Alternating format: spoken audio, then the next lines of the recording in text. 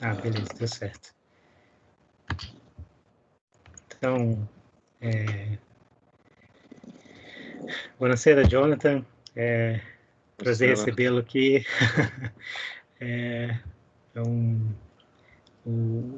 A gente tá junto com o professor Alex, recebendo o professor Jonathan Molinari, que é professor da Universidade Federal do Pará. E como a gente tem feito, né, nessa disciplina que é a Introdução à História do Pensamento Italiano, uma discussão, né, sobre em que consiste, né, a constituição, né, histórica de algumas correntes, né, filosóficas importantes para a história do pensamento, né, nesse país. A gente resolveu convidar o professor Jonathan para falar um pouco com a gente, né, que ele é especialista no assunto, né, sobre humanismo, né, e renascimento, com especial referência, digamos assim, ao pensamento filosófico dessa época. Então, o professor Jonathan vai fazer uma apresentação inicial, depois a gente vai fazer uma discussão. Jonathan, é a palavra. Boa tarde a tudo. Obrigado pelo convite e pela possibilidade de falar de um assunto que acho muito interessante nesse momento, para os temas gerais que eu vou tentar abordar um pouco em relação a uma época da história da filosofia que, infelizmente, ainda não é muito estudada e conhecida. Então, primeiro, para introduzir um pouco, eu posso dizer que a gente normalmente usa duas palavras para indicar aquela época da filosofia entre o século XV e XVI. Depois tem um debate entre os historiadores sobre quando começa, quando termina aquilo que a gente chama de renascença ou de humanismo. A primeira coisa que gostaria de dizer é isso, porque tem uma diferença, obviamente, entre falar de renascença e falar de humanismo. Por quê? Porque, primeiro, por exemplo, quando falamos de renascença, ou seja, de uma época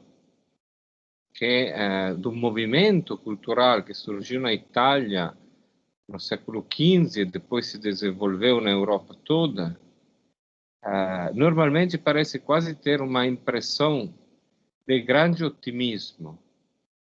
Por exemplo, eu cito um livro de Burckhardt sobre isso, sobre o Renascimento.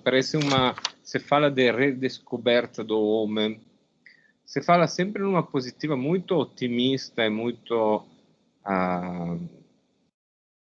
assim, como dizer, muito como uma época de clareza, né? Quase um começo do percurso que depois chega ao iluminismo. E isso é uma perspectiva historiográfica que também é muito importante. Mas eu gostaria de começar com uma reflexão sobre o que significa renascimento, sobre o que significa renascer. Mais que tudo nesses dias que são dias sombrios no mundo todo. Agora, é óbvio que para renascer precisa morrer de uma qualquer forma. Então, a primeira pergunta é: os autores, claro que hoje não vou falar no específico dos vários autores, mas os filósofos, os artistas, os poetas dessa época, por que eles imaginaram ou perceberam a exigência de renascer? Essa é a primeira questão. E a resposta é simples, porque era um período de morte. De um ponto de vista literal, não é uma metáfora. A Europa toda estava destruída por conta das guerras de religião, por conta do conflito entre dimensões diferentes, tanto religiosas quanto políticas, e também para razões econômicas, né? O conflito não era somente dentro da Europa, justamente como agora, o conflito não é dentro aquilo que naquela época era o mundo que eles conheciam. Mas era um conflito entre o mundo ocidental, entre o Ocidente e o mundo árabe. Então, quando falamos de Renascimento, eu acho que a primeira questão seja um pouco abandonar esse mito da historiografia alemã do século XIX, que pensa no Renascimento como uma época extremamente positiva e otimista, e pensar num grande esforço para reagir a uma crise, para reagir a um momento de extrema dificuldade social, política, religiosa. Diferente, às vezes, as pessoas usam a palavra renascimento quase como um sinônimo da palavra humanismo. Mas a palavra humanismo tem um significado bem diferente. Porque se com a palavra renascimento nós, de uma qualquer forma, estamos colocando a questão dentro de uma perspectiva ou seja, a cultura oriental, a cultura europeia, desculpe, a cultura europeia entre o século XV e XVI, quando a gente usa a palavra humanismo, a gente não está pensando numa perspectiva histórica. Ou seja, podemos falar de humanismo em relação a Sartre, em relação a Marx, em relação a vários autores, a vários filósofos ou artistas que viveram em épocas diferentes. Então, se a palavra renascença tem uma dimensão histórica, que é caracterizada para essa crise profunda que a Europa estava vivendo, a palavra humanismo é uma ideia, dizemos assim, muito mais transversal.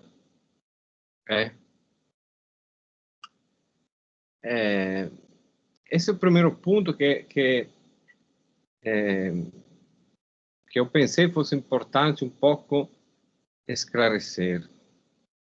Um outro ponto que eu penso seja importante é uma grande pergunta da historiografia, não somente da historiografia italiana, como vou tentar mostrar, mas da historiografia alemã, da historiografia francesa, sobre o significado filosófico do humanismo renascentista. Ou seja, a pergunta é: será que faz sentido falar de filosofia da Renascença? Parece uma pergunta um pouco óbvia, mas, na verdade, um dos maiores historiadores da cultura renascentista, que era Paul Oscar Christeller, eu cito a memória, não tenho o texto aqui, infelizmente, mas mais ou menos é assim, ele falava de uma forma bem clara que não existe uma filosofia da Renascença. Por quê? Porque ele interpreta a cultura do século XV e XVI como um fenômeno estritamente literário. Ele fala que não existem filósofos bons e não existem filósofos ruins na Renascença, porque simplesmente não existe a filosofia. Agora, é claro que para nós que somos historiadores da filosofia, isso já é um problema. Isso já é um problema. Ed è un problema che probabilmente nós podemos resolver de uma qualquer forma pensando num outro grandissimo historiador da cultura renascentista che fu Ernest Cassirer. Ou seja, tudo num outro background, tudo uma outra perspectiva, um outro país, mas em Indivíduo e Cosmo, Cassirer faz uma pergunta que é uma pergunta fundamental, ou seja, como pode ser que uma época na qual aconteceu provavelmente a maior revolução científica da história humana, aquela copernicana, ou seja, que mudou totalmente a nossa forma de entender a estrutura do cosmo, a nossa posição como seres humanos no universo, que mudou radicalmente a arte, por exemplo, porque essa é a parte mais clara. A arte da Renascença é algo que transforma totalmente, é um momento totalmente de ruptura com a tradição clássica medieval, porque é claro que não é somente uma recuperação da arte clássica, é uma transformação profunda da arte clássica, da arte grega e latina. Então, a risposta do Cassirer é: come pode ser che uma época che trasforma a nossa visão do universo, che trasforma a nossa visão da arte, che trasforma a nossa visão do ser humano, possa não ter uma filosofia?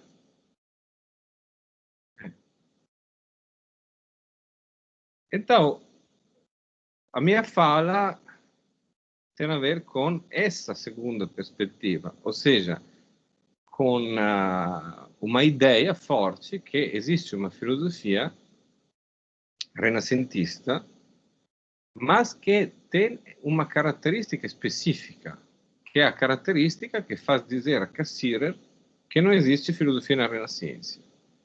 Ou seja, na Renascença não são os acadêmicos, os professores de filosofia a fazer filosofia, mas são artistas, arquitetos, pintores, poetas. Então precisa, primeiro, para entrar dentro desse mundo, ampliar um pouco aquilo que normalmente é o nosso hábito. O nosso hábito, entendo, a lista dos vários autores que estão incluídos no manual de filosofia. Então, dentro do manual de filosofia, nós não encontramos Leonardo da Vinci. Mas é claro que na transformação que ele faz do significado do que significa ser um artista, ele faz um discurso que tem uma enorme importância filosófica no campo da estética, somente para fazer um exemplo. Então, o problema do Christeller era aquilo de dizer que não existe uma filosofia renascentista. Cassirer pergunta como pode não existir uma filosofia renascentista se é uma época tão extraordinária na história da cultura europeia, e a perspectiva que eu gostaria de sugerir é aquela que essa filosofia é uma filosofia escondida e que é fora do cânone, fora do jeito no qual normalmente a gente interpreta a história da filosofia. E para entender essa filosofia, nós temos que pensar numa relação muito forte entre disciplinas diferentes. Fiz o exemplo do Leonardo da Vinci, por exemplo, da revolução estética, no campo da estética que ele faz. Poderia falar de Giordano Bruno, que no momento no qual ele fala que o universo é infinito, depois volto sobre essa questão, no momento no qual ele fala que o universo é infinito, ele está escrevendo em versos, ele está escrevendo peças de teatro. Então não é aquela filosofia com a qual estamos acostumados lendo um tratado de filosofia.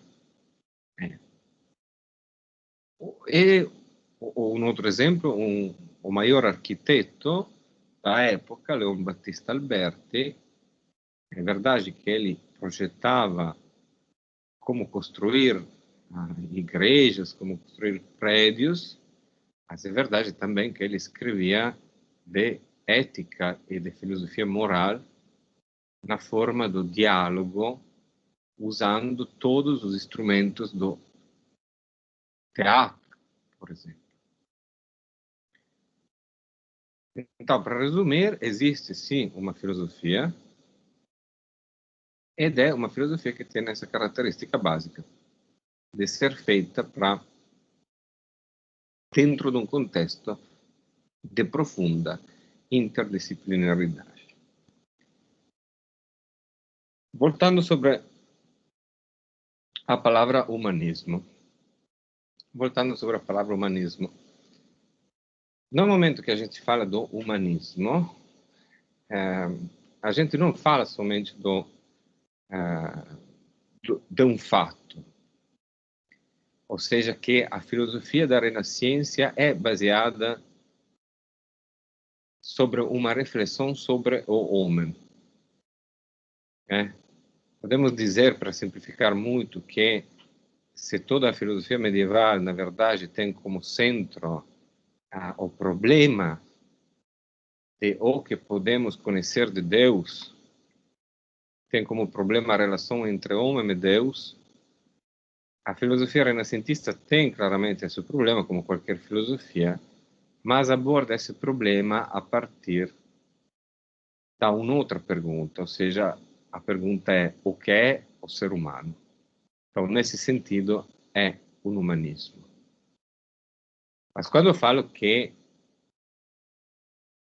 esse conceito não tem somente uma perspectiva histórica relacionada ao século XV e XVI, penso, por exemplo, a dois elementos que foram fundamentais no debate cultural do século passado, e penso, e isso é para exemplificar o que estou tentando dizer, a uma polêmica, um debate entre Jean-Paul Sartre e Martin Heidegger.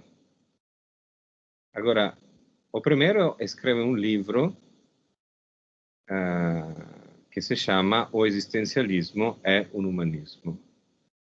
O segundo escreve um outro texto, que na verdade é uma risposta a uma pergunta de um filósofo francês, Jean Buffet,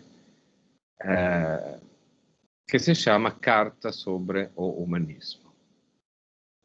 Então, colocando também somente os títulos, já dá para entender que o problema do humanismo, por exemplo, não acaba com o século XVI.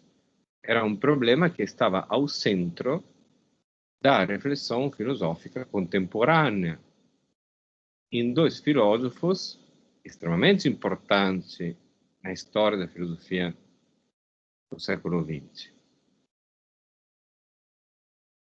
É interessante também porque os dois têm uma perspectiva totalmente oposta. Ou seja, mentre, enquanto por Sartre a questão da liberdade humana, ele interpretava o humanismo como dizer o valor fundamental da liberdade humana, o discurso que a existência vem antes da essência, como ele falava, significa isso, ou seja, que a minha vida, a vida de um ser humano, é uma vida que se constrói a partir da liberdade das escolhas que eu faço. Então, que eu não sou predestinado, eu não tenho um destino. Eu tenho um percurso que posso construir, porque eu sou um livre, totalmente. E essa é a perspectiva fundamentalmente contrária a todo o discurso do Heidegger, no qual o ser humano, na verdade, a vida do ser humano é caracterizada justamente para o contrário, para ser destinada, para ter um destino, nem tanto a vida individual quanto a vida de todos os seres humanos para ter um destino. Bom, são dois exemplos somente para tentar explicar um pouco como esse conceito do humanismo, na verdade, tem uma repercussão enorme em toda a história da filosofia. E por quê? Já com esse exemplo, eu acho que fica claro que, dentro do conceito de humanismo, nós temos um problema filosófico fundamental que acompanha todo o pensamento moderno da história da filosofia, que é o problema da liberdade. Somos todos predestinados, temos um destino, ou somos donos do nosso futuro e da nossa vida. Isso é o significado básico da querela entre Sartre e Heidegger. Mas isso é o significado básico também da reflexão dos artistas, dos poetas e dos filósofos renascentistas. Tanto é que o maior deles, pelo menos mais conhecido, Giovanni Pico della Mirandola, filosofo do século XV, ele realmente dedica todo o trabalho dele a definir o que significa, qual é o fundamento, qual é o sentido profundo, e qual é o perigo também da liberdade humana. Depois, sobre esse significado de perigo, quero voltar rapidamente no final da minha fala. Agora, numa parte central, eu gostaria mais tentar explicar um pouco como, a meu modo de ver, na minha opinião, essa palavra liberdade foi pensada pelos humanistas da Renascença. Eu penso que seja necessário, primeiro, distinguir três direções nas quais essa palavra é declinada, essa palavra é pensada, a palavra liberdade. Ou seja, a primeira podemos falar de uma liberdade ontológica. A segunda é que podemos pensar a uma liberdade de pensamento, que é um tema que obviamente é quase o fundamento do que a gente chama de época moderna, a liberdade de pensamento. Por isso também que quem se coloca até agora numa perspectiva da censura se coloca num mundo pré-moderno, se coloca naquele mundo medieval no qual era impossível elaborar uma opinião livre sem ser queimado. Então, liberdade ontológica, liberdade de pensamento considerado como fundamento da civilização ocidental moderna. E liberdade de ação, a liberdade de agir, liberdade de fazer. Óbvio que esses três elementos, eu estou distinguindo os três elementos somente para tentar me explicar, mas é evidente que os três aspectos são absolutamente relacionados um com o outro. Agora, vou falar um pouco com ordem do primeiro, o que significa liberdade ontológica. Significa que, a partir do século XV, e mais que tudo a partir de quando os primeiros filósofos gregos chegam em Florença para tentar fazer uma aliança política com a Igreja de Roma, surgiu toda uma discussão sobre a ideia de providência e a ideia de onisciência de Deus. Claro que era uma discussão que existia na Idade Média, óbvio, em Santo Agostinho, em Tommaso, mas é feita de uma forma realmente muito diferente. Por quê? Porque o que começa vou repetir o nome do filósofo mais conhecido da Renascença sobre a liberdade, que é Pico. Começa com uma ideia que existe uma conflitualidade, que existe um conflito entre o ser humano e Deus. E a liberdade humana, justamente, está dentro desse conflito. Para tentar falar um pouco mais no fundo desse discurso, o problema é como é que era um problema também da filosofia medieval, sinceramente, Dan Scott ter esse problema, mas o problema era como é que se Deus conhece tudo, então já tudo está determinado, porque caso contrário ele não poderia conhecer tudo. Mas aqui, nos filósofos do século XV, não somente em Pico, em Cusano também, em Bruno, numa outra forma, em Giordano Bruno, a questão se transforma totalmente. Ou seja, a questão se transforma no sentido que eles começam a pensar numa distância absoluta entre o pensamento humano e Deus. Ou seja, a filosofia termina um momento antes de poder chegar ao conhecimento divino. Então, a pergunta se transforma nesse sentido, se transforma numa pergunta sobre o que o ser humano pode realmente conhecer. E, com certeza, em todos eles, em Cusano, em Pico, até em Ficino, que era o mais cristão de todos, com certeza a resposta é que o ser humano é limitado nesse sentido. Mas nesse limite está a liberdade dele. Nesse limite está a liberdade dele. Por que chamei isso de liberdade ontológica?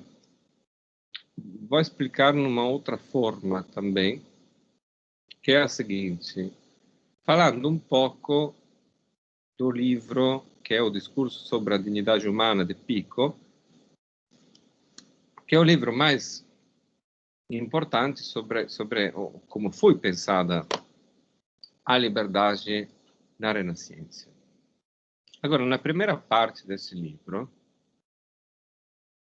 temos a descrição.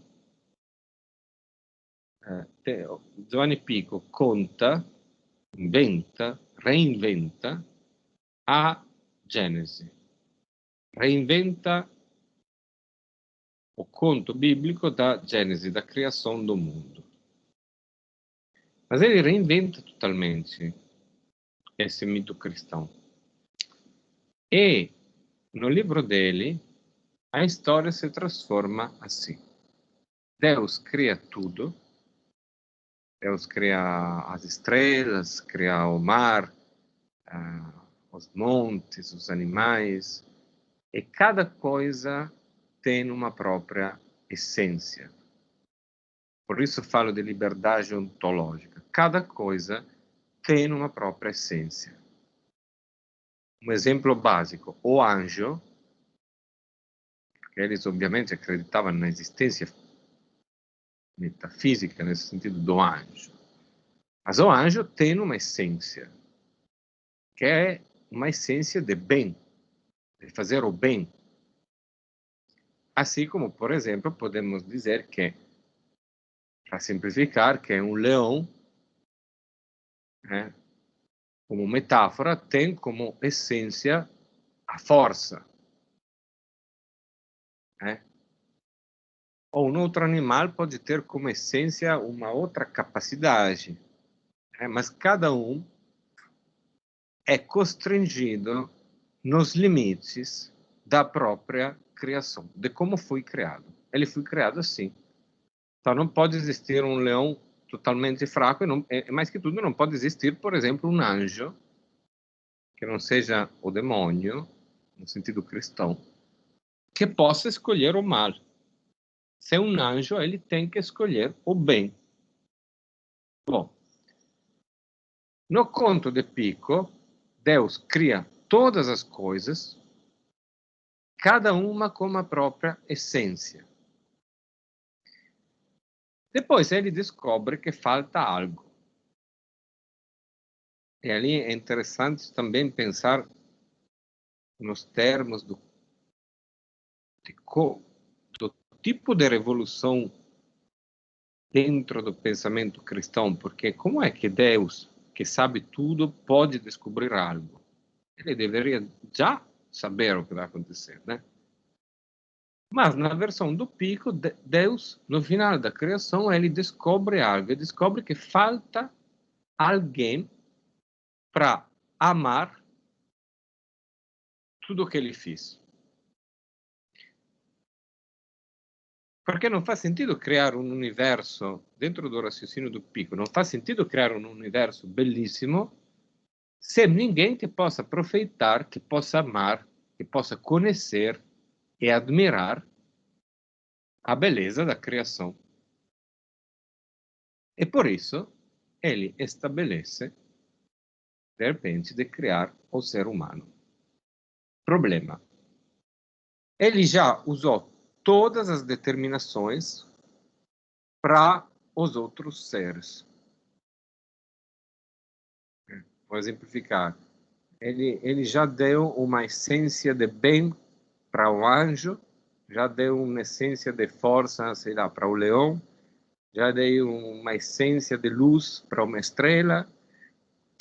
Então, qual é a essência do ser humano? Nesse sentido, o discurso é ontológico, tem a ver com o ser, tem a ver com qual é a essência das coisas. Bom, o ser humano não pode ter uma essência, porque todas já foram dadas para os outros seres, para as outras criaturas. É aqui que o ser humano tem como essência o fato de não ter uma essência. Ed é justamente por isso que ele é o único ser livre dentro da criação. É ontologicamente livre, porque ele não é constrangido, ele não tem uma essência que constringe ele a fazer o bem ou uma essência que constringe ele a fazer o mal. Ele simplesmente não tem uma essência, então é ele que escolhe.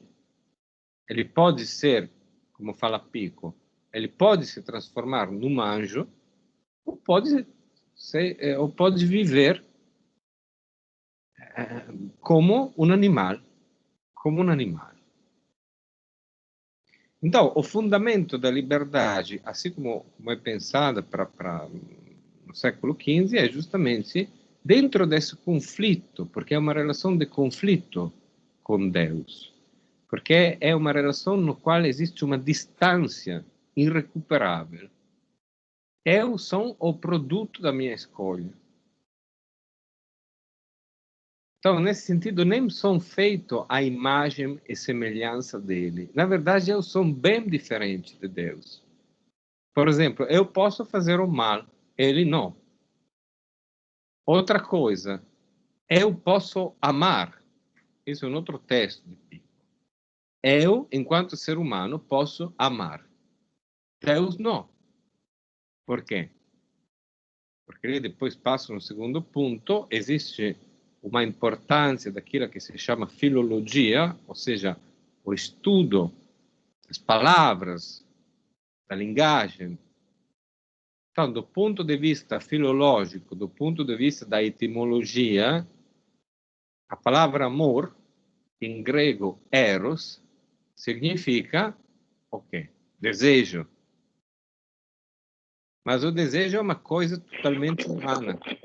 Professor, Sim, poderia tirar uma dúvida? sim. Porque, assim, a questão, né, da paixão, do amor, enquanto condição eros, ela é produto da condição pós-lapsária do homem, correto? Né? Quer dizer, ela emerge na condição humana como se fosse uma espécie de castigo ou punição para esse homem que está saindo do paraíso. Tá? Isso vai fazer toda uma diferença na construção dessa perspectiva de liberdade do homem. Então, a minha dúvida é, realmente, Deus não vai inserir-se em semelhança na condição humana pelo Eros, mas ao mesmo tempo Deus é ato de amor puro, pela misericórdia que concede ao humano. Como equacionar esse problema? Conseguiu me fazer compreender, professor? Ou ficou um pouco... Não, eu entendi. Eu entendi. Claro que existe essa perspectiva dentro da teologia cristã. Mas, no século XV, o que eu estava falando de uma discussão entre Giovanni Pico e Marsilio Ficino. Allora, Marsilio Ficino, che ele tenta, por exemplo, ele tenta recuperar o conceito de eros grego dentro de uma perspectiva cristã, ele fala do amor de Deus para todas as coisas. E não somente como misericórdia, ma numa forma até mais profunda, realmente como fundamento ontologico, porque ele pensa che o universo tutto tem uma alma e essa alma existe fundamentalmente numa relação de amor com quem criou todas as coisas. Mas, no mesmo tempo, sempre no século XV, essa discussão sobre a liberdade se transforma numa discussão sobre a distância entre nós e Deus, que temos outras perspectivas também. Por exemplo, aquela do Pico é aquela de dizer Deus não pode amar no sentido literário da palavra, porque ele não pode desejar, porque o desejo tem a ver com algo que me faz falta. O eros grego, porque lì, na verdade, o problema não era teologico no senso stretto, e lì o problema específico era como interpretar Platão e como transformar Platão, que era um pagão, num filósofo cristão. E Pico responde dizendo, no, non podemos aplicar o conceito do eros do banquete a Deus. Porque o conceito do eros do banquete, justamente, se fosse considerado como caridade, como ato único de caridade, você tem absolutamente razão. Mas no banquete de Platão é considerado como eu desejo algo, porque tenho algo que me faz falta. Então, como pode ser que o ser onipotente, que por definição não tem nada pode faltar a ele, como ele pode sentir algo assim? A mesma coisa, de uma outra forma, o anjo. O anjo não pode fazer o mal. Não pode. Ele tem como essência uma projeção que vá em direção do bem. Então, nesse sentido, a situação humana é aquela mais difícil, é aquela mais complicada, porque é o único ser que pode desejar, então, nesse sentido, amar de uma forma erótica, ed é o único ser que pode escolher se fazer o bem ou o mal. E nesse fundamento ontológico está e se funda, pelo menos da forma, claro, eu não estou falando de uma forma geral, estou falando do pensamento do século XV em Pico e também um pouco em Cusano, se fonda a liberdade humana. Então, basicamente é isso. O fundamento da liberdade humana na Renascença está no fatto che o ser umano non tem uma essência. Mas, justamente por isso, ele pode ser o que ele quer. Qual é o segundo ponto? Qual é a forma na qual se exercita essa liberdade? A primeira é na liberdade de pensamento. E aqui temos um outro tema mais geral, que não vou discutir muito, mas que tem a ver com uma grandíssima invenção da cultura renascentista, que é a filologia, ou seja, o estudo histórico dos textos, o estudo histórico da linguagem, aplicado a tudo. Aplicado a Aristóteles, mas aplicado também a Platão, mas aplicado também ao Evangelho ou à Bíblia ou qualquer texto. O exemplo máximo, que é, podemos dizer, acho que não seja errado dizer que seja o fundador da filologia moderna, é um grandíssimo filósofo que se chama Lorenzo Valla. E aqui vou contar uma história que não sei se todos sabem, mas pode ser interessante, sobre essa relação entre liberdade de pensamento e o estudo histórico de um texto. Que significa? Que relação existe entre essas duas coisas?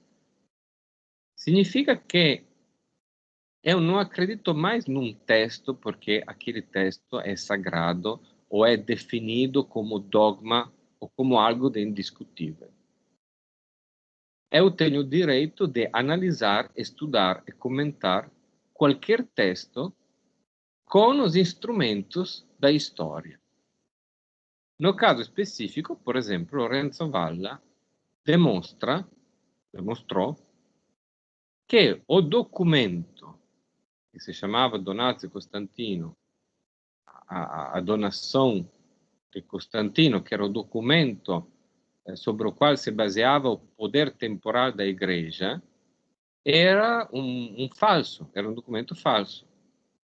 Era um documento que de uma época muito posterior à época de Constantino. Mas não é tanto essa questão, não é tanto demonstrar, não é tanto a capacidade de demonstrar que um documento é falso, mas é uma mudança total de perspectiva.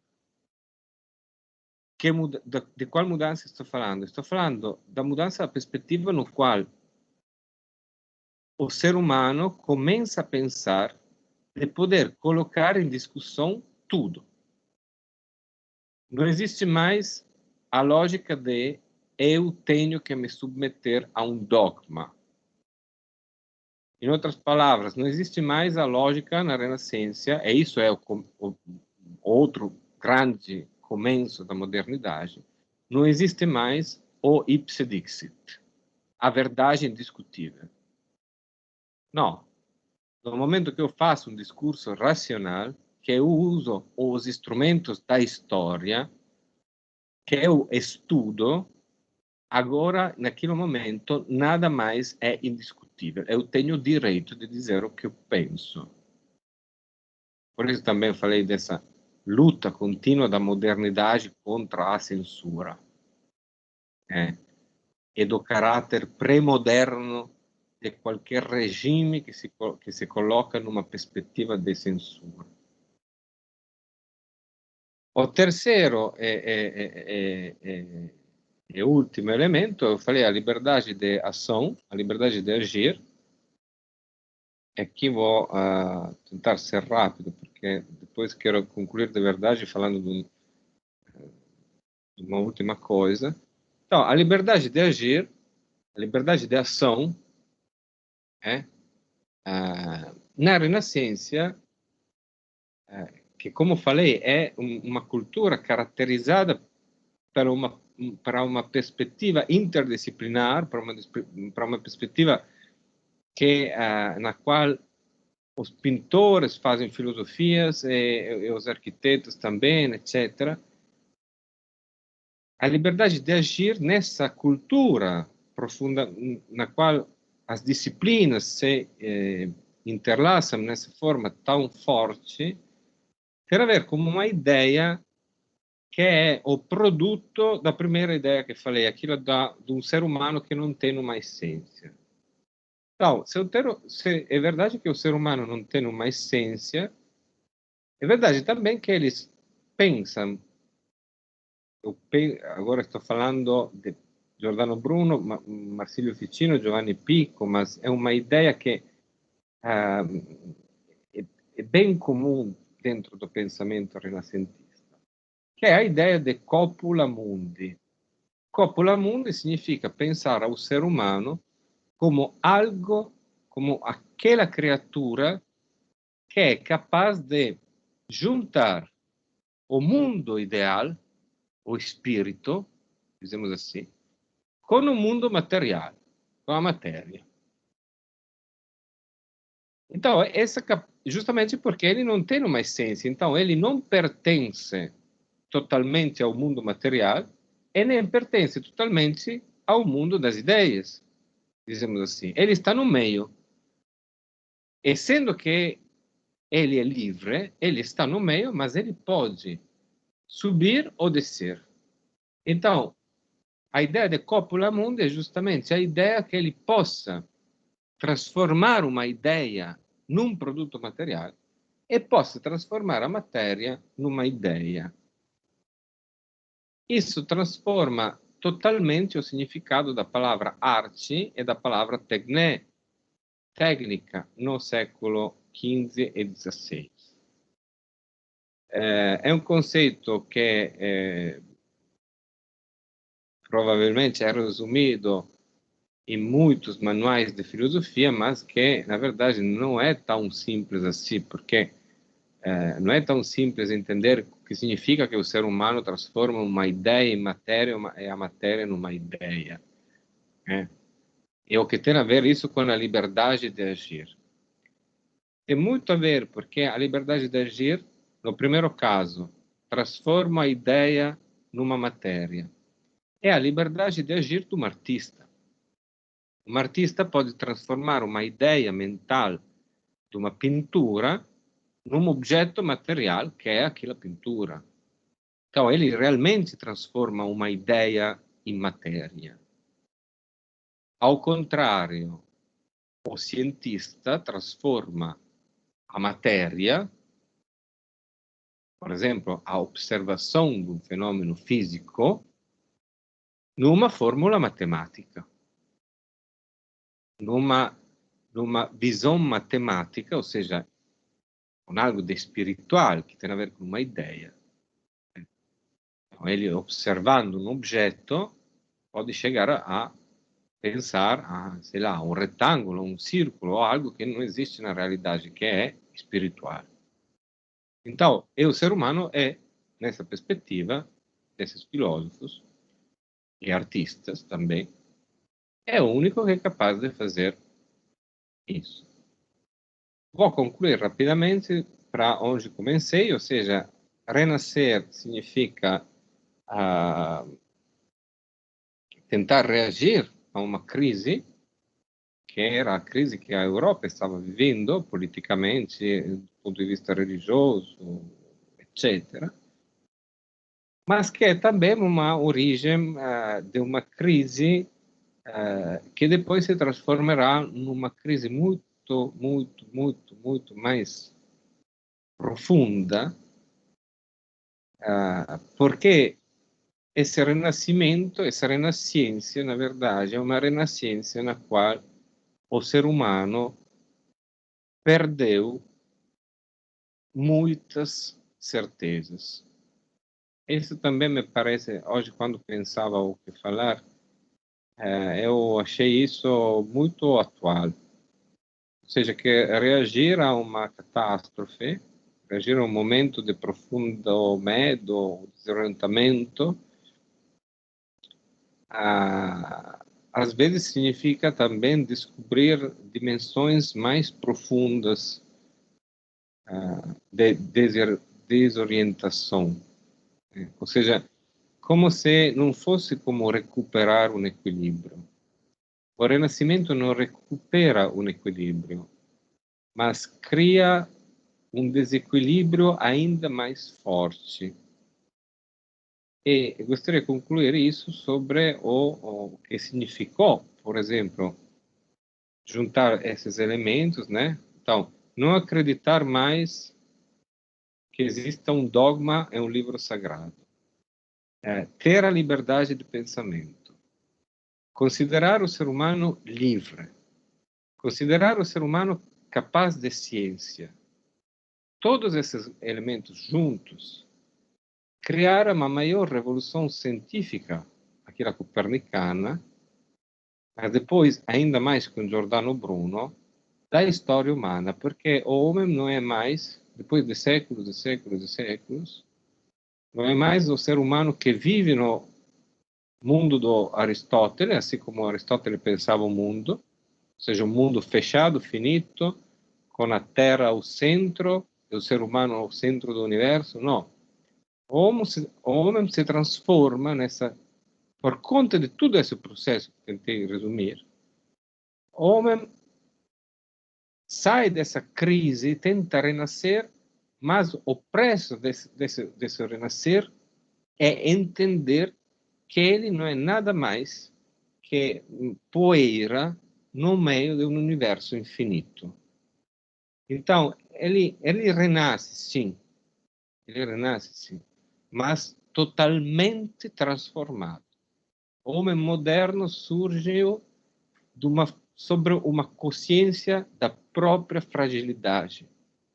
Então, a minha tese, aquilo que tentei um pouco defender, é justamente exatamente o contrário daquilo do Burckhardt, como se a modernidade começasse com um grande otimismo na capacidade humana. Não, o produto final é que o ser humano tenta renascer e nesse processo de luta ele descobre os próprios limites e ele descobre também de ser algo totalmente diferente da imagem de Deus no centro do universo. Não, é algo de muito frágil, que tem pouco tempo para viver, e que nesse momento no qual ele vive uma luta contínua entre a própria capacidade de fazer o mal e o esforço de se transformar em algo de bom. Era basicamente isso. Acho que eu respeitei o tempo.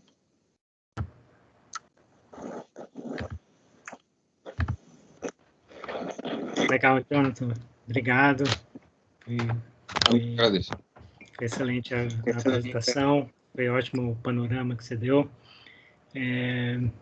Vou começar logo com a questão, e depois o Alex coloca a questão dele.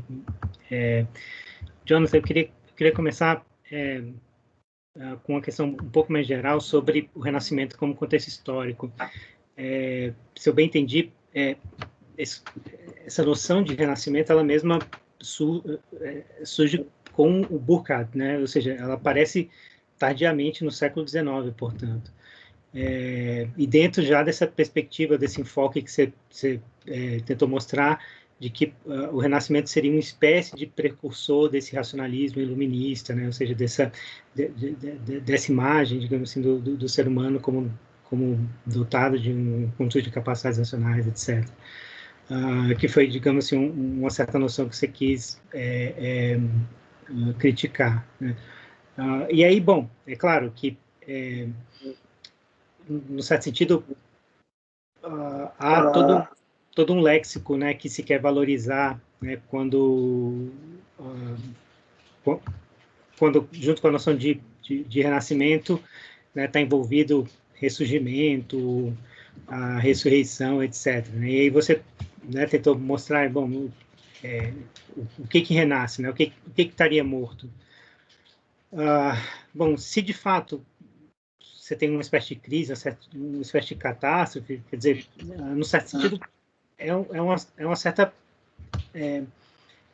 certo ideal de civilização que se está querendo resgatar, quer dizer, um certo modelo de sociabilidade, enfim, né, se volta para a antiguidade tentando tentando encontrar uma espécie de fundamento civilizacional, assim, uma espécie de fonte de valores, né? Ou seja, lendo alguns textos, parece que Roma e Atenas, né? Roma e a Grécia Antiga, portanto, né, esse tipo de figura aparece como uma espécie de fonte desses valores, né, ou desses modelos. Mas aí a minha questão seria, né, até que ponto, se essa interpretação está correta, quer dizer, se o que estava em jogo era uma nova civilização, ou pelo menos o ressurgimento desses valores, né, até que ponto estava em jogo aí para reagir a essas crises ou essas catástrofes, né, era algo que tivesse certas conotações nacionalistas, né, ou seja, e nesse sentido fornecer resposta a essas crises com um aparato político forte, né? Porque o Burckhardt parece que vai nessa direção, dizendo assim, olha, o resultado do Renascimento são estados absolutistas, né? O Espósito acha isso completamente absurdo, né? Já o Garim sugere, olha, existe lá no início certas conotações nacionalistas, mas isso rapidamente se abre para uma concepção universalista, ou seja, o que vem à tona é essa noção de ser humano, né? Eu não sei, a partir da rápida reconstrução que você fez, eu fiquei com essa questão na cabeça. Não sei se você conseguiria me ajudar a entender. Eu penso que é uma opinião. Eu penso que uma coisa é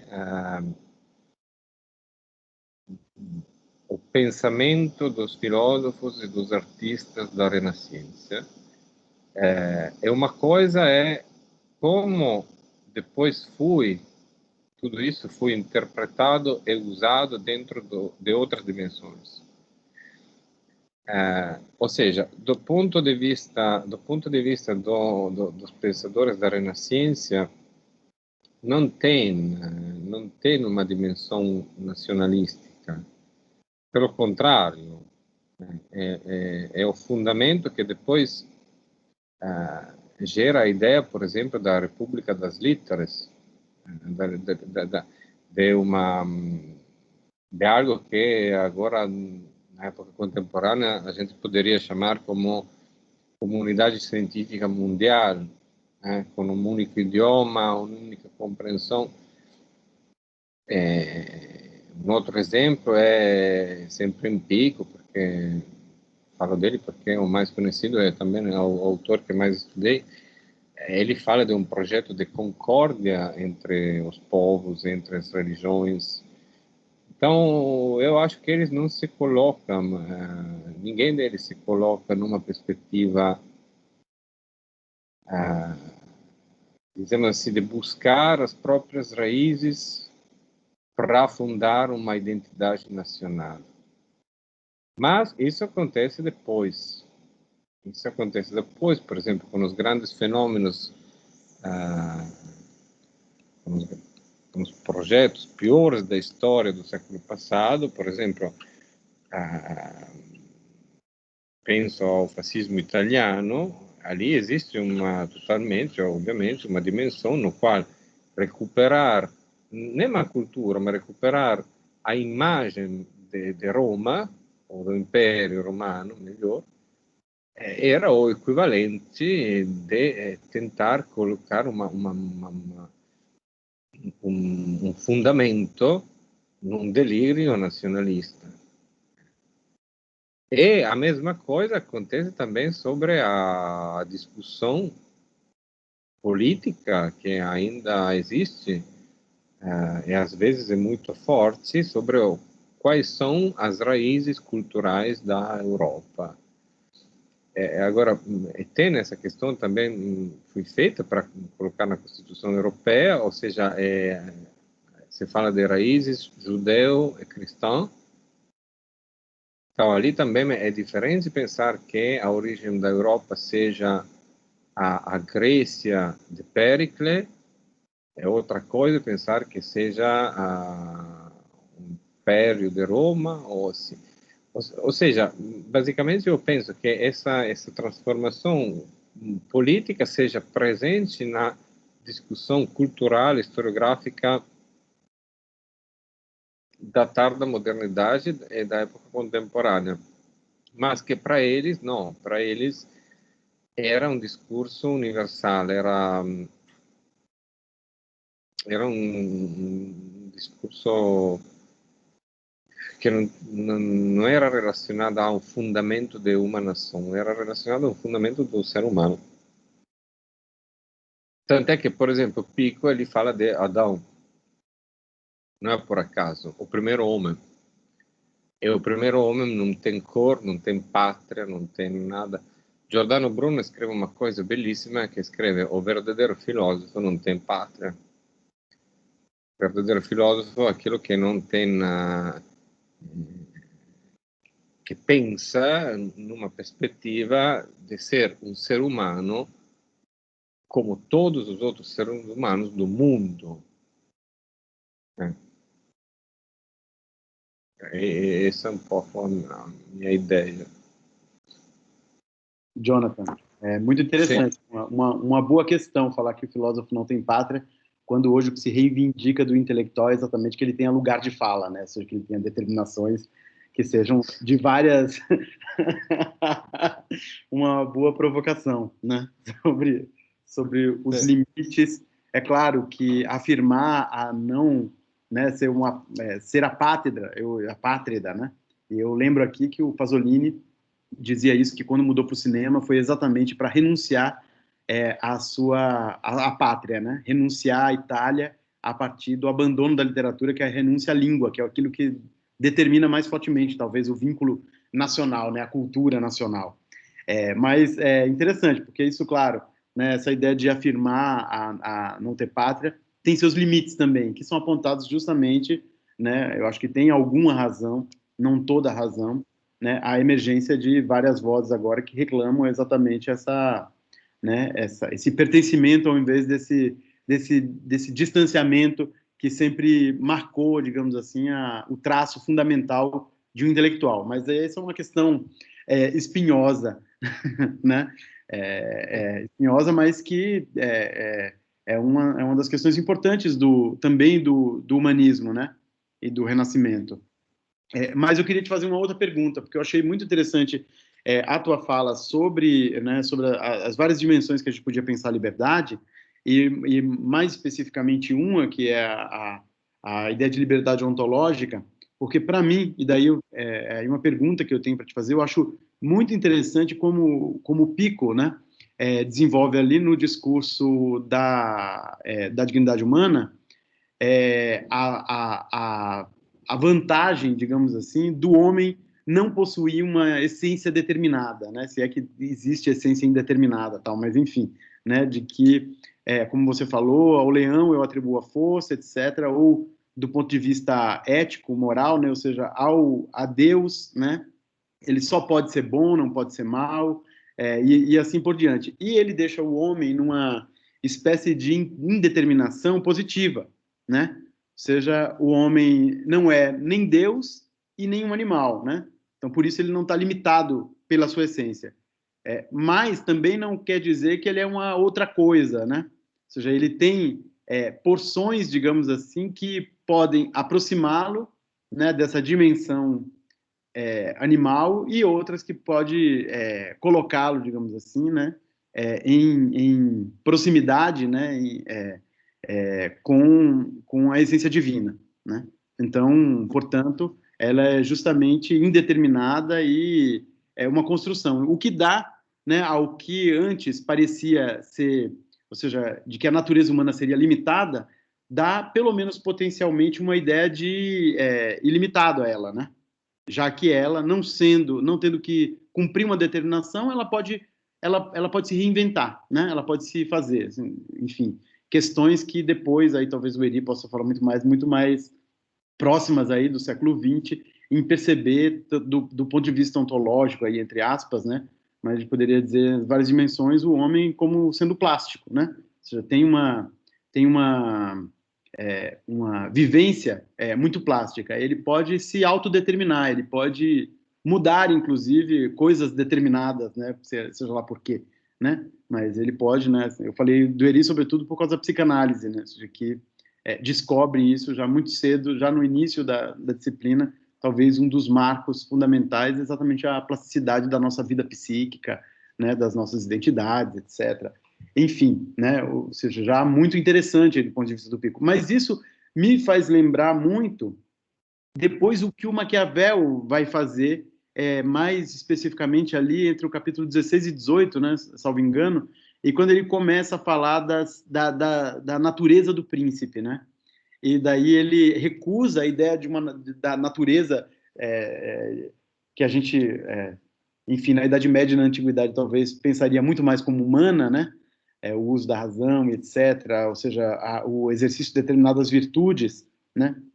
E ele invoca aí, então, para compor, né, para falar da natureza humana, diversas naturezas em que ele vai compondo, ou seja, em que o príncipe deve adaptá-la às circunstâncias, né? Então, às vezes como leão, às vezes como raposa, né? Às vezes isso, às vezes aquilo. Eu acho muito interessante porque isso me parece ter uma proximidade muito grande com esse texto do Pico, exatamente porque como Maquiavel está se contrapondo também uma visão determinada de exercício do poder, né? Ou seja, sobre o que é o governante, quais são a função, enfim, né, a natureza do governo, etc. E ele deixa a política, o que é muito curioso, né? Quer dizer, muito curioso, já antigo, mas muito curioso. Ele inaugura uma ideia de uma ciência política, mas de uma ciência que é absolutamente contingente, né? Como fazer ciência do contingente. E a gente pensa sempre a política ou a história como contingente, mas nunca pensa, né, digamos assim, a adequação de quem exerce as funções na política como também, né, contingentes, como plásticas, eu diria. Ou seja, já que a história muda, né, o Maquiavel exatamente vai apontar para isso, o governante precisa saber se adaptar a essas mudanças. Se ele permanece, né, obstinado nas suas opiniões ou naquilo que ele acredita ser, né, digamos assim, as virtudes de um governante, ele vai justamente perder aquilo que ele deve deter, né? Ele vai perder o poder, né? Então, me parece que esses capítulos aí do Maquiavel guarda muita proximidade com, né, ou talvez só seja possível exatamente por causa do discurso do Pico, né, que talvez pela primeira vez vai entender a natureza humana como aberta, né? Justamente afastando daquilo que antecedeu a sua criação, né? Ou seja, de seres completamente determinados pela sua essência, inclusive o próprio Deus, né? São muitas observações, todas interessantes, Alex. Olha, sobre aquela em relação a Pico, eu acho que tem um elemento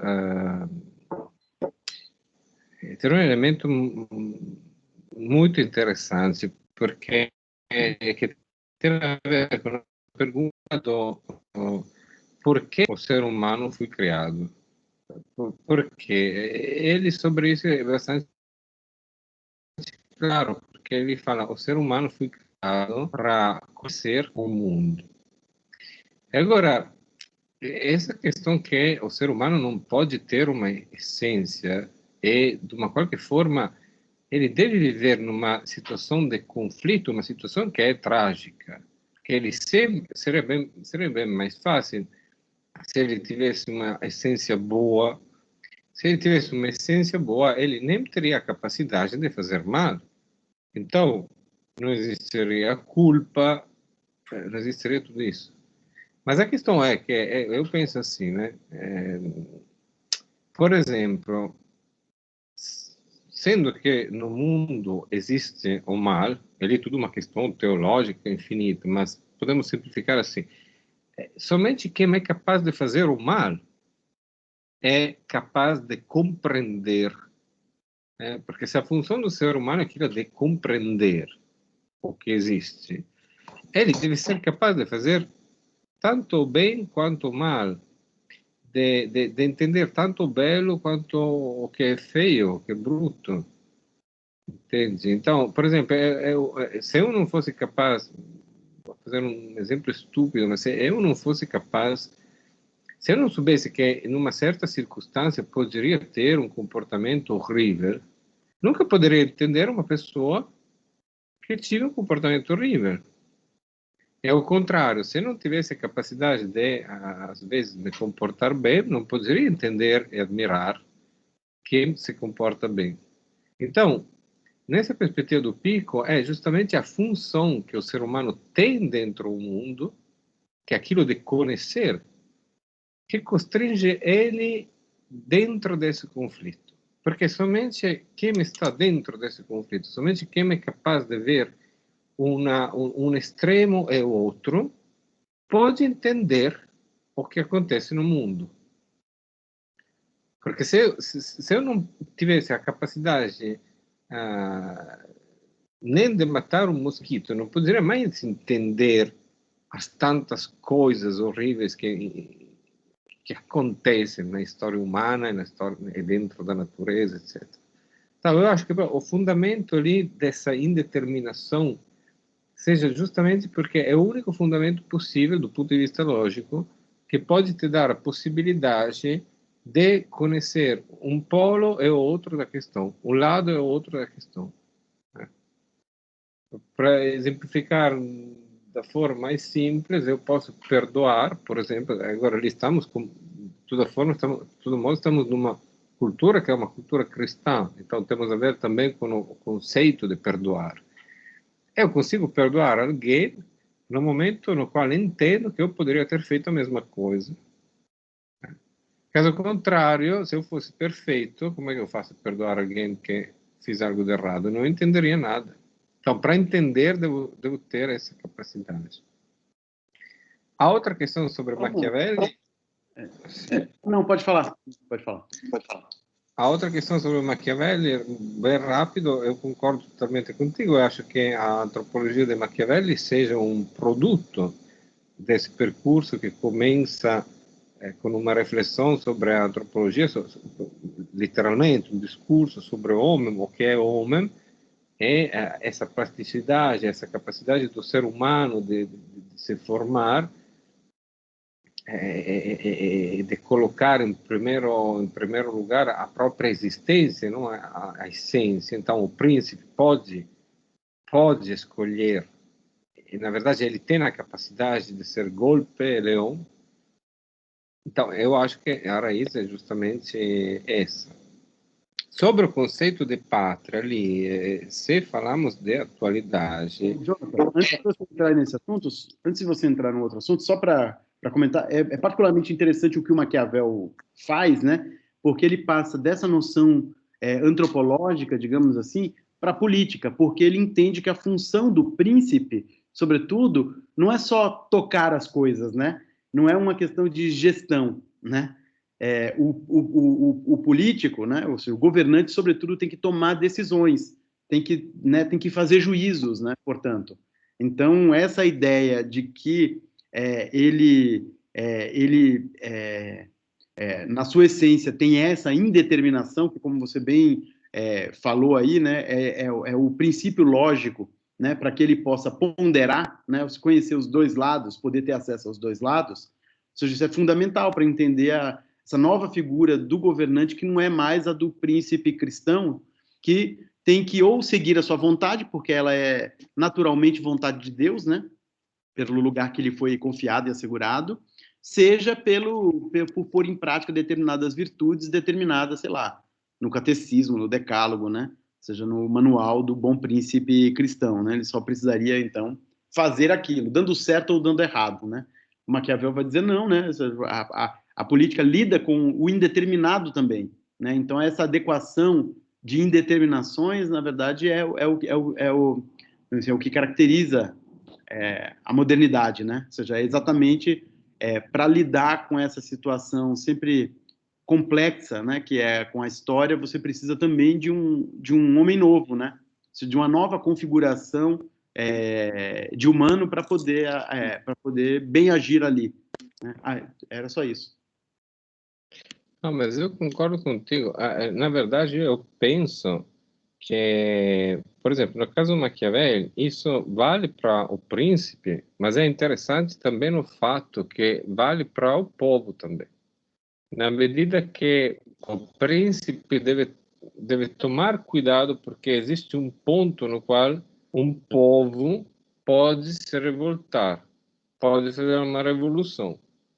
Então, é a mesma indeterminação colocada no outro ponto de vista. Ou seja, não existe um povo que seja escravo por natureza. Existe um povo que aceita algumas coisas até o limite, mas depois, se o príncipe passa esse limite, por exemplo, quando ele dá, entre os vários aspectos, a questão de não poder aumentar de uma forma absurda os impostos. Por quê? Porque aí existe a possibilidade de uma revolução. Claro, não, eu digo o príncipe e o governante por vício didático, né? Porque, a rigor, né, o príncipe no Maquiavel, na minha opinião, ele não existe enquanto uma personalidade individual, como nas teorias do governo medievais, né? Porque o príncipe ele é tão assediado, né, por forças exteriores a ele, e o que move a ele são essas determinações exteriores que, na verdade, diferente do príncipe medieval, em que a sua vontade se materializa, né, a vontade do príncipe, que é a vontade individual, se é que há alguma, né, não se realiza nunca, porque ele é sempre obrigado a se desviar de obstáculos, a fazer cálculos, etc., de modo, né, que, digamos assim, tudo aquilo que eu chamo de prudência, de ponderamento, ou mesmo direção, se a gente fosse um vocabulário contemporâneo, né, para a política, ou seja, a direção dada, a governança, né, ela é sempre construída coletivamente, embora esteja um indivíduo ali à frente, um grupo, etc., ou seja, isso independe. E daí, de fato, o Maquiavel faz aparecer, né, um sujeito histórico novo, que é o povo, como dotado de vontade própria, e daí aquilo que eu disse do príncipe, do governante, atribua ao que talvez o Maquiavel estava mirando, né, que é o cidadão, né, ou seja, então, portanto, todos e cada um, né. Então, sim, quando eu falo príncipe, eu sempre estou pensando na cidade, né. O príncipe é apenas uma representação, né, uma máscara, né, uma máscara do poder, digamos assim, que é tecido, né, pela sociedade como um todo, né. Para Gramsci, que é um autor que é sempre bom falar dele no Brasil nesse momento, para Gramsci ele era um partido político. Então é totalmente em linha com a tua interpretação. E eu concordo que a origem dessa discurso antropológico que tem a ver com a liberdade humana. Na verdade, tem outra coisa, por exemplo, que lembro agora, porque tem todo o discurso sobre a fortuna, sobre a sorte, sobre a liberdade também, não como uma oposição contra o destino, mas como um saber, como uma arte de se mover dentro do percurso da história, do destino.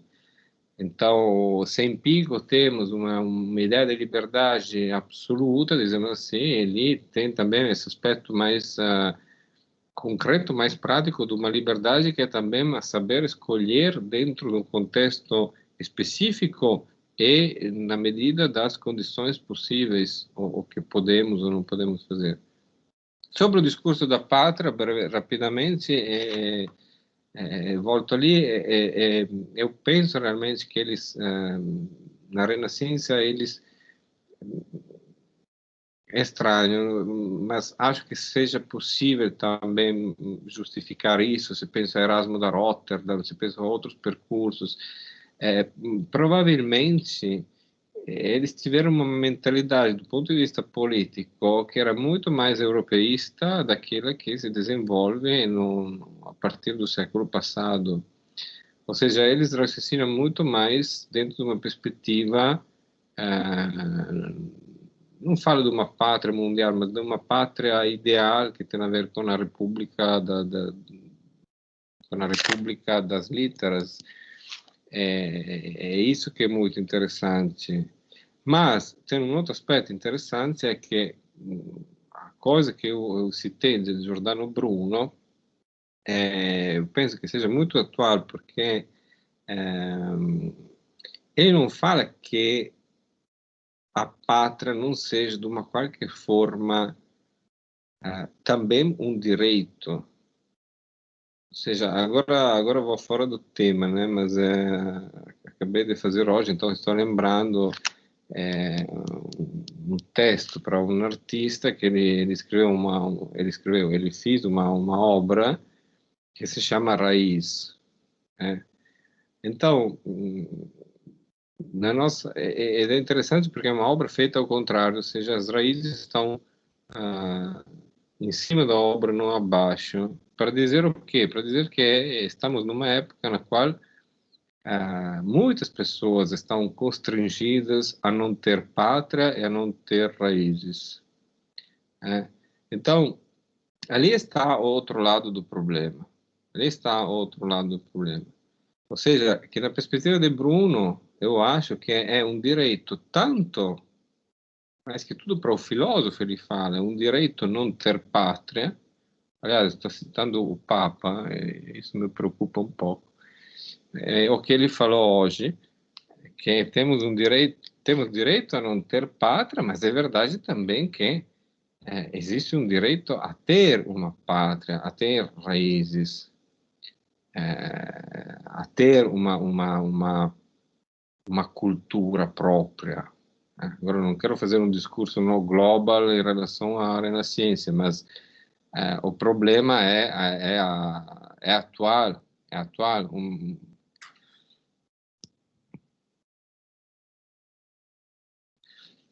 Por falar em liberdade humana, o Fachin, estamos em 4 aqui, mas é histórico o momento de comemoração, porque o Fachin anulou os processos contra o Lula.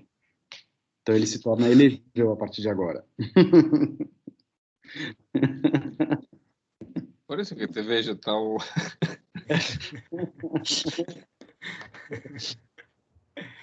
Ô, Jonathan, deixa eu só te fazer uma outra pergunta, cara. Na verdade, é uma provocação.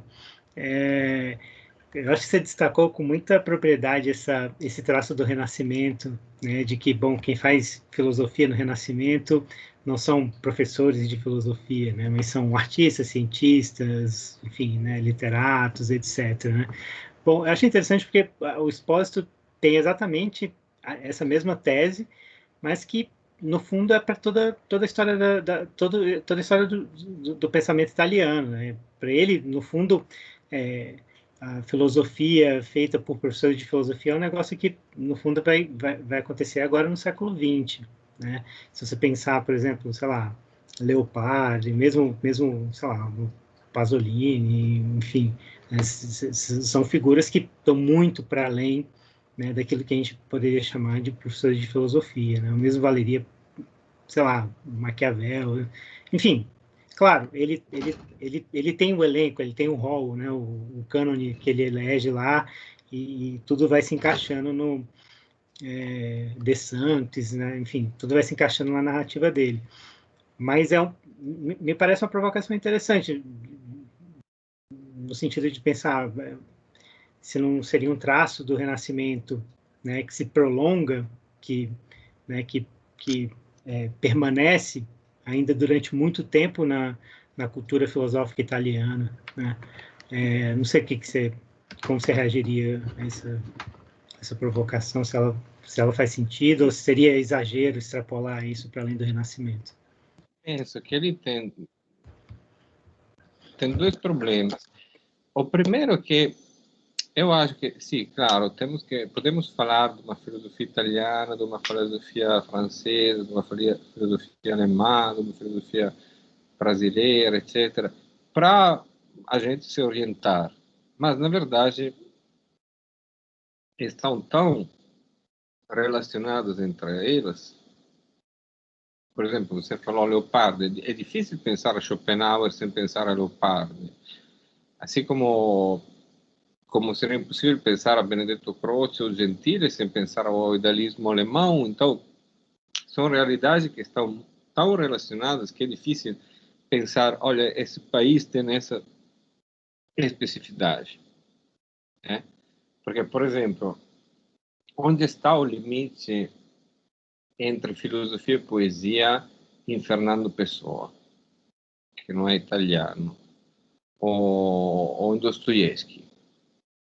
Ou seja, eu penso que seja mais um problema da academia, do mundo acadêmico, da universidade, que também para exigências de currículo, etc., sempre mais fica cada vez mais especialista, mais fechado dentro um pequena coisa. Mas é muito difícil. Mas o mesmo discurso não vale somente na relação entre poesia e filosofia, que pode ser uma característica, efetivamente, na história do pensamento italiano, os maiores filósofos eram poetas. Da Bruno, da Dante, a Bruno, a Leopardi. Sim, sim, sim.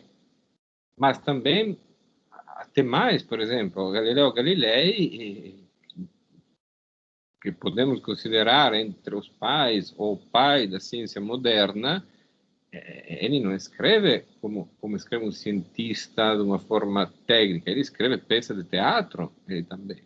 Então, existe também uma relação entre a arte, a poesia, a literatura com o desenvolvimento da ciência. Eu não acho que seja uma característica própria do pensamento italiano. Com certeza, dentro do pensamento italiano, essa é uma característica preponderante. Pode ser mais preponderante que em outras tradições. Mas eu até diria, eu não sei, Erivelton, não sei nem se a questão, de certa forma, como você falou, ela pode ser um traço preponderante, mas específico, né? Porque eu diria, em outros lugares também a filosofia acontece fora da filosofia. A filosofia como fenômeno universitário é muito recente, né? Você citou aí muito bem o que conforma, digamos assim, o espírito de um povo, né? As características de um determinado pensamento, são muitas coisas, né? Por isso que as pessoas sempre, quando falam assim, às vezes eu dou curso, e quando eu dei o primeiro curso no departamento sobre o Pasolini, né, os mais ferrenhos defensores aí da história da filosofia, questionário, né, mas o Pasolini não é filósofo. Eu falei assim, mas nem eu estou dizendo que ele é filósofo, né? O que não quer dizer que tratar das coisas que ele disse ou analisar os filmes não seja fazer filosofia, né? Ou seja, a filosofia lida com as coisas. A questão é o tratamento que você dá a esse material, que eu também não sei definir muito bem, mas eu diria assim, eu faço filosofia quando eu tomo o cinema, a literatura, ou determinadas questões morais, ou éticas, ou epistemológicas, etc., e, né, dou tratos à bola, digamos assim. Então, eu não sei, eu acho, de certa forma, um falso problema levantado pelo Spósito. Acho que um dos problemas da tese dele seria exatamente esse, assim, mas o que é, né? Se trata, então, de fazer um cânone de filósofos, né? Quando a filosofia não são os filósofos, né? É um jeito de lidar com determinados temas e assuntos, que é diferente da religião, que é diferente disso, que é diferente daquilo, né?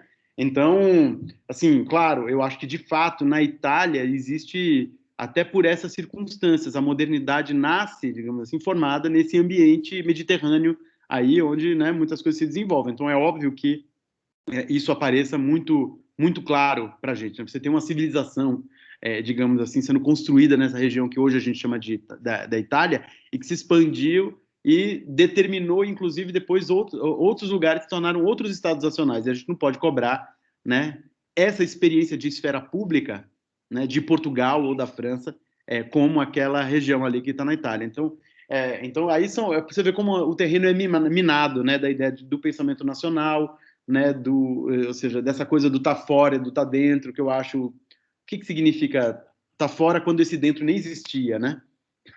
O cânone, a escola, a universidade, etc. Você tem experiências intelectuais. E uma experiência intelectual, como se o humanismo não tem uma filosofia, acho que tem, porque uma experiência cultural, né, produz fundamentos, digamos assim, né, daquela civilização. E daí a gente pode falar assim, daqui eu posso depreender uma filosofia. aí eu posso, sei lá, até nomear filósofos, mas o que menos interessa é nomear quem são os filósofos, né? Mas é exatamente identificar a operação de um pensamento se materializa, acontecendo, né, digamos assim. E daí eu posso tomar, seja lá quem for, né? Posso tomar diversas, né? Eu acho interessante como a gente pode achar que determinados autores, né, não tiraram da cachola alguma coisa, mas refletiram sobre uma determinada questão política ou moral ou epistemológica do seu tempo, e ele não estava sendo impuro, né? Na verdade, é uma confusão aí entre o que é fazer filosofia e o que é fazer história da filosofia, né? Sim, também. Eu concordo totalmente. Eu lembrei agora de uma outra observação do Gramsci sobre o... Porque, então, isso poderia ser interessante também, refletir sobre se existe uma especificidade do jeito de fazer cultura na Itália. E ele faz uma observação, agora não lembro em qual caderno, que é muito interessante, porque é uma hipótese, obviamente, mas é o que ele fala, ou seja, existe uma particularidade da cultura italiana para uma questão muito simples, ou seja, que os intelectuais da Itália desde sempre foram cosmopolitas. Por quê? Mais que em outros países. Mas por quê? Isso não estou fazendo uma jerarquia por eu ser italiano, nada disso. Gramsci faz essa observação porque fala qual é a razão? A razão é que o Vaticano, a Igreja, está em Roma. Ed è un centro cultural que desde séculos é um centro cultural importantíssimo e que tem uma dimensão mundial. Então, é ali que se encontram filósofos da Grécia, da Inglaterra, da França, da Alemanha, de qualquer lugar do mundo, para essa presença. Um centro cultural como um espaço de difusão de ideias e de valores, etc. Né? E numa perspectiva que não é a perspectiva... ou seja, se posso dizer assim, a Itália tem uma característica de ter uma capital que não é somente a capital de um país, é uma capital religiosa que se transforma num lugar de encontro de pessoas, de intelectuais, de vozes do mundo todo. Então, isso cria uma diferença, no sentido que o intelectual italiano, ele falava, Gramsci, não eu, falava, o intelectual italiano, antes de se sentir um intelectual italiano, se sente um intelectual do mundo. A diferença, por exemplo, de um intelectual de Paris ou de outra cidade que se sente profundamente relacionado com a própria nação, porque não tem esse discurso... Bom, essa é uma observação que está dentro do Gramsci, acho que é interessante em relação a esse discurso. Ou seja, ed é também uma outra coisa que lembrei é na história da filosofia italiana, Eugenio Garen, ele começa justamente com essa pergunta, ou seja, ele deve escrever um livro sobre a história, ele faz um livro sobre a história dos intelectuais italianos nos últimos 2 séculos, e fala, mas posso realmente falar disso? Ou seja, faz sentido definir numa forma geográfica, nacionalista, uma cultura ou não? E Gramsci risolve a questão dizendo, sim, pode fazer isso, mas dizendo que a característica básica é que eles não são propriamente, não pode dizer propriamente que são italianos enquanto pertencem a uma nação, porque quase todos eles... da Dante, da Giordano Bruno, etc., tiveram uma vida, relações, um contexto que era muito além. Eu prefiro sempre dizer que o que há ali, e é isso que possibilita essa interdisciplinaridade, né, esse intercâmbio, esse comércio de ideias, é exatamente a formação, desde sempre, como você falou, de uma esfera pública potente. Né? Então, na verdade, é isso, ou seja, não é uma configuração nacional, é uma configuração de esfera pública que, inclusive, ultrapassa, né, e excede a ideia de nacional e local. Por isso, né, Concordo, Alex. É um dos campos minados pelos quais o Expósito caminha, né, com muito cuidado. Eu acho que ele logo no início do livro, ele fala que ele não está querendo defender a ideia de uma filosofia italiana, etc, né? Ou seja, é de fato problemático. Né? É engraçado que todo mundo precisa pedir desculpas para isso, né? Então, por que falar de filosofias nacionais? Né? Por que a gente insiste nessa ideia de uma filosofia brasileira, de uma filosofia francesa, se para falar sobre isso sempre a gente tem que pedir escusa, sempre, né? Assim, tem um capítulo de desculpas sobre o fato de ter que estar falando de uma filosofia nacional, mas não é nacional que a gente está querendo, o nacional que a gente está querendo afirmar, né? Mas são determinações históricas e culturais, né? Muito mais. Mas eu acho que ele concordaria no fundo com vocês. Na verdade, o ponto só que ele faz de diferenciação é justamente esse contraste dentro e fora aqui, é o dentro e fora do que ele está chamando de pensamento italiano com o tipo de discurso filosófico que se constitui na França, na Alemanha e no Reino Unido. Né? Ele faz esse tipo de contraste. Então, de fato, há uma diferença fundamental entre a constituição digamos assim, de um certo corpo doutrinário, de um certo campo disciplinar, se a gente pudesse chamar nesse sentido, né, muito mais coeso e que dialoga talvez de uma maneira muito mais circunscrita, né, do ponto de vista de uma intertextualidade do que em outros lugares, né? Mas isso ele encontra respaldo em vários outros autores, o próprio Deleuze, enfim. Né? Mas enfim, era só uma provocação. Acho que não é um ponto sobre o qual eu gostaria de. É mais interessantíssimo. Né? Bom, eu não sei se alguém tem mais alguma questão, que eu acho que o nosso tempo mais ou menos já. Mais alguém? Jonathan, foi um imenso prazer te receber aqui, cara.